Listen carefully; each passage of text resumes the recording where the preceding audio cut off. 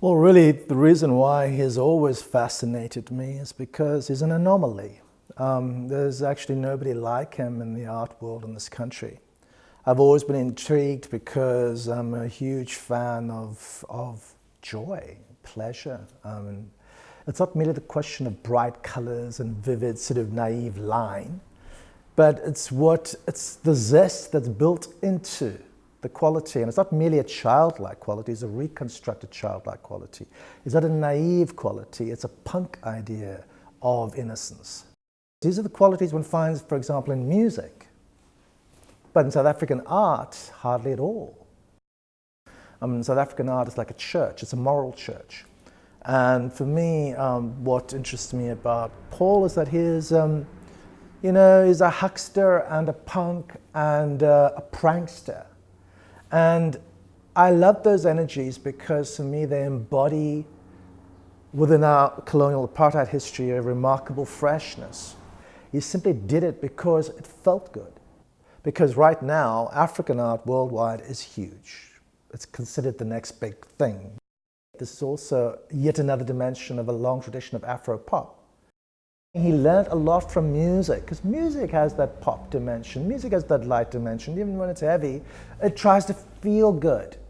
And that feel-good quality, which his art has, is something that you don't really find in South African art generally. From my own point of view, I think it should be a book that actually has a strong comic sensibility. Light, simple, clear fonts combined with sort of graphic messages, strong statements, bold imagery. But it must be a think piece. I'm thinking through what makes him an amazing artist.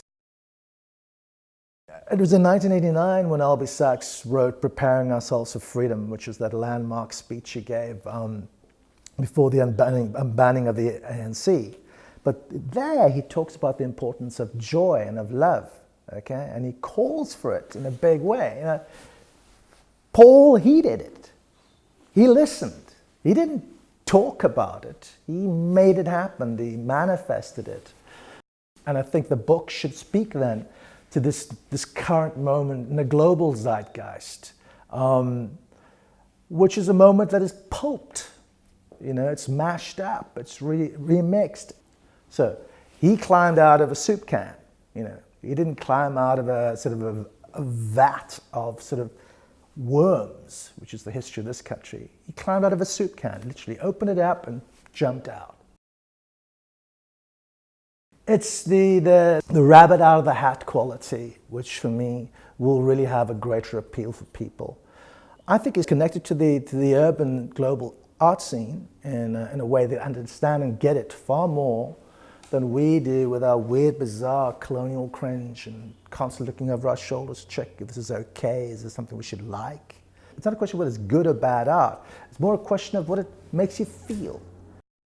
The writers that I've commissioned are two young South African art critics, Tim Leibrandt and Anna Stielau, both who I think are the future of art writing in this country.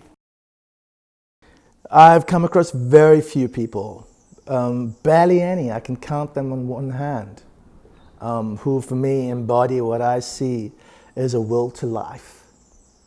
It's about care, it's about compassion, because it makes me feel good about being me, It doesn't take me back to my childhood.